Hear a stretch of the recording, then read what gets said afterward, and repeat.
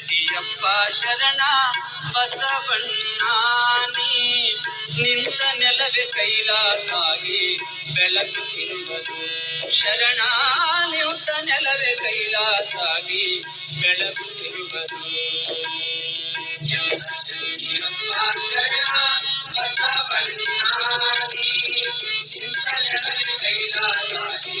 ಬೆಳಗುತ್ತಿರುವುದು ಶರಣ ನಿಂತ ನೆಲವೇ ಕೈಲಾಸಾಗಿ